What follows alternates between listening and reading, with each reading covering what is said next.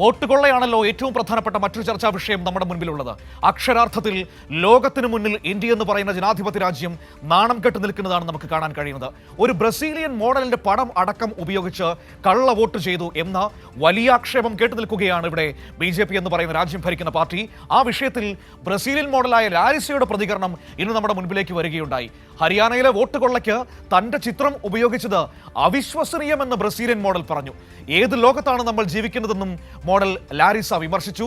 രാഹുൽ ഗാന്ധിയാണ് കഴിഞ്ഞ ദിവസം ബ്രസീലിയൻ മോഡലിന്റെ ചിത്രം ഉപയോഗിച്ച് BJP വോട്ട് തട്ടിയ വിവരങ്ങൾ പുറത്തുവിട്ടത്. പ്രതിപക്ഷ നേതാവ് രാഹുൽ ഗാന്ധി വോട്ട് കൊള്ള ആരോപണത്തിൽ പരാമർശിച്ച ബ്രസീലിയൻ മോഡൽ പ്രതികരണവുമായി രംഗത്തെത്തി. മോഡലിന്റെ ചിത്രം വോട്ട് കൊള്ളക്കായി ഉപയോഗിച്ചുവെന്നായിരുന്നു ആരോപണം. ബ്രസീലിയൻ മോഡൽ ലാരിസയാണ് തന്റെ പഴയ ചിത്രം തട്ടിപ്പിന് ഉപയോഗിച്ചെന്ന വീഡിയോ സന്ദേശം പുറത്തുവിട്ടത്.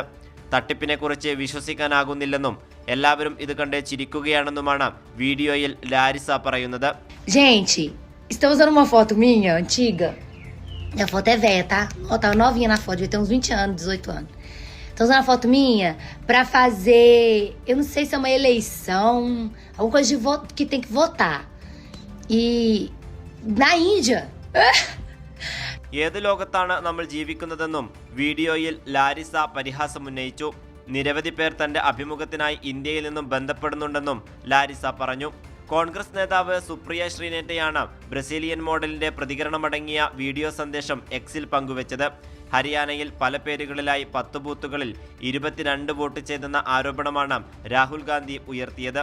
ഇൻസ്റ്റഗ്രാമിലടക്കം ലക്ഷക്കണക്കിന് പേർ ഫോളോവേഴ്സുള്ള ബ്രസീലിയൻ മോഡലിന്റെ പേരിലാണ് ഹരിയാനയിൽ BJP വോട്ടുകൊള്ള നടത്തിയത്.